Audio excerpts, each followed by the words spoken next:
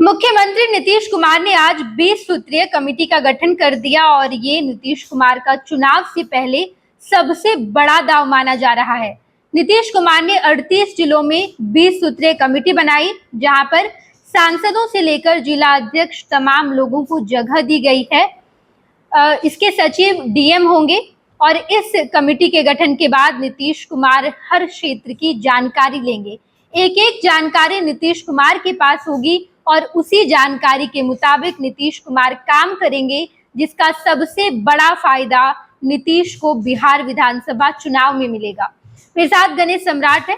गणेश, नीतीश ने ये सबसे बड़ा दाव खेला है बिहार विधानसभा चुनाव से पहले और सम्राट चौधरी को इसमें बड़ी जिम्मेदारी दी है। नीतीश कुमार सब मिलकर एनडीए के लिए ऐसा काम करना चाहते हैं जिसका फायदा बिहार विधानसभा चुनाव में मिले।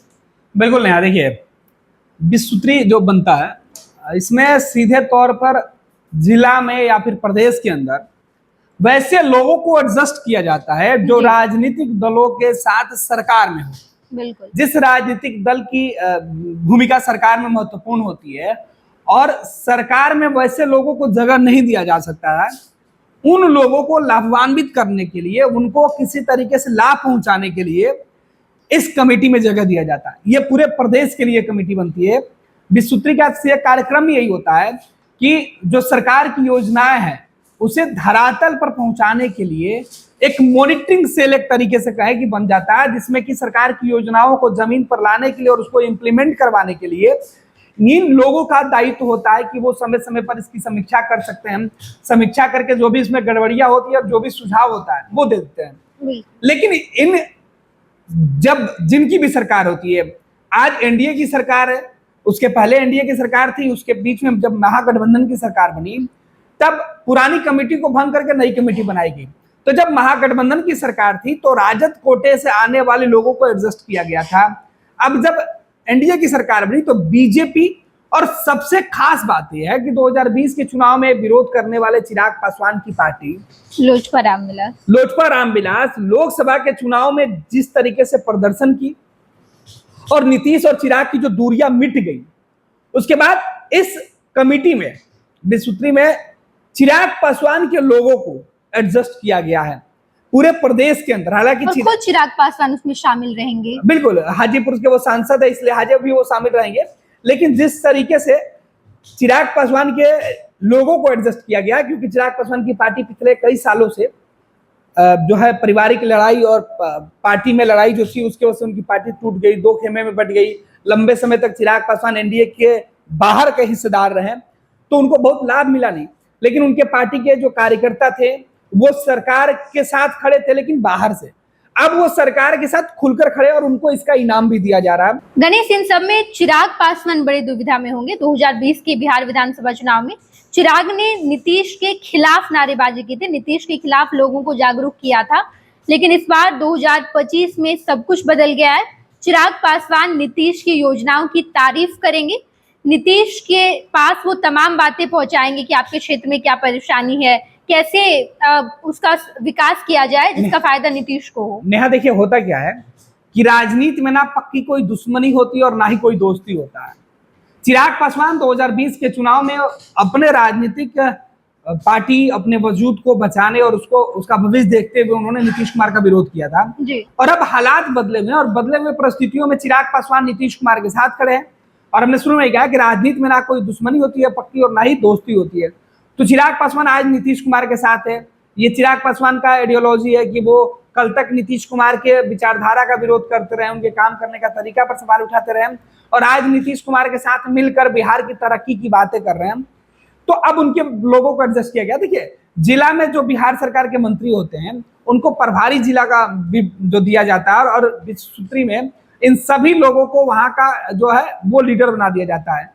तो जो भी प्रभारी जिला के जो मंत्री होते हैं वो तो उसके मेंबर होते ही हैं, जो विधायक होते हैं उनको जगह दिया जाता है, सांसदों को जगह दिया जाता है और सभी राजनीतिक दल जो सरकार में शामिल है उनके जो प्रदेश अध्यक्ष होते हैं उनको दिया जाता है। और उनका एक तरीके से जो अध्यक्ष होते हैं सभी राजनीतिक दलों के या जो किसी भी दल के जो प्रदेश अध्यक्ष होंगे जिनको जगह दी जाती है तो उनको एक तरीके से एक मंत्री लेवल का जो है सुविधा वो दी जाती है। और 20 सूत्री में जिन लोगों को जगह जिला के लोगों को दिया जाता है उपाध्यक्ष बनाकर, सदस्य बनाकर, तो इनकी पहुंच सीधे जो प्रशासनिक महकमे है वहां हो जाती है। सरकार के किसी योजनाओं को सीधे तौर पे वो प्रभावित कर सकते हैं। इसका यह लाभ होता है कि क्षेत्रीय स्तर पर उनकी पार्टी को एक मजबूती मिलती है, पार्टी के लोगों को एक भरोसा होता है कि जब उनको मौका मिला, उनकी पार्टी को मौका मिला, तो सरकार ने ऐसे लोगों को या राजनीतिक दल ने अपने उन लोगों को मौका दिया जिनसे उनको आने वाले चुनाव के वक्त या फिर अन्य जगहों पर फायदा पहुंचते हुए दिखाया गया हो। बिल्कुल गणेश, मुख्यमंत्री नीतीश कुमार ने इस कमेटी का गठन किया, उसके बाद अपने तमाम मंत्रियों को बड़ी जिम्मेदारी दी है और अब जब चुनाव नजदीक आ रहा है तो ऐसे में नीतीश कुमार अब एक्शन मोड में आ गए। नीतीश ने पहले अपने पदाधिकारियों को कह रखा था कि आप 7 निश्चय पार्ट 2 का तमाम काम कीजिए, नौकरी भी दीजिए।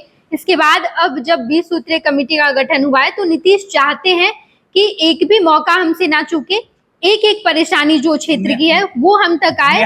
और देखिए इसमें परेशानी और क्षेत्र की समस्या तो है ही, लेकिन सबसे महत्वपूर्ण बात यह है कि हाल के दिनों में जो राजनीतिक परिस्थितियां बन रही थी कि राष्ट्रीय जनता दल और विपक्षी पार्टियों की तरफ से नीतीश कुमार को बार बार ये ऑफर दिया जा रहा था कि आप छोड़ दीजिए गठबंधन को, आ जाइए वापस। तो ऐसे में बीजेपी की तरफ से भी दबाव पड़ रहे थे कि सरकार आखिर क्या सोचती है, नीतीश कुमार के मन में क्या चल रहा है। तो नीतीश कुमार ने 20 सूत्री का गठन करके यह एक मैसेज दिया कि फिलहाल वो एनडीए गठबंधन में ही बने रहेंगे, गठबंधन से बाहर नहीं जा रहे हैं। तो ये एक तरीके से जो पक्का जो कहते हैं कि गठबंधन को मजबूत करने के लिए ये प्रयास किया गया है कि जो भी कमिटियां अभी आने वाले दिनों में, कई ऐसे कमिटी हैं, कई ऐसे जो अभी तक गठन नहीं हो पाया है, उन सभी कमिटियों में गठन कर दिया जाएगा। बोर्ड और निगम में भी एडजस्टमेंट किया जाएगा। तो ये भरोसा दिलाया जाता है कि जो सरकार गठबंधन में वो सरकार आगे कंटिन्यू करेगी, तभी उनके लोगों को एडजस्ट किया जा रहा है। तो चाहे वो बोर्ड या निगम के सदस्यों के रूप में किसी को एडजस्ट करने की बात हो या 20 सूत्री में लोगों को एडजस्ट करने की बात है, इसका सीधा मैसेज ये होता है कि सरकार गठबंधन के लोगों को तवज्जो देती है और गठबंधन से बाहर जाने का कोई फैसला नीतीश कुमार की पार्टी फिलहाल नहीं लेने वाले हैं। तो ये राहत वाली खबर बीजेपी के लिए है नेहा कि भाजपा को नीतीश कुमार ये एक तरीके से कहे कि एश्योर करना चाहते हैं कि वो फिलहाल आपके साथ हैं और आगे भी बने रहेंगे, क्योंकि सरकार में आपके दायित्व और आपकी हिस्सेदारी बढ़ाई जा रही है। इसका मकसद यही है। सरकार के कामकाज को आगे बढ़ाने के लिए सभी प्रभारी मंत्री को पहले से ही दायित्व होता है, जिला के जो पदाधिकारी होते हैं उनके दायित्व होता है।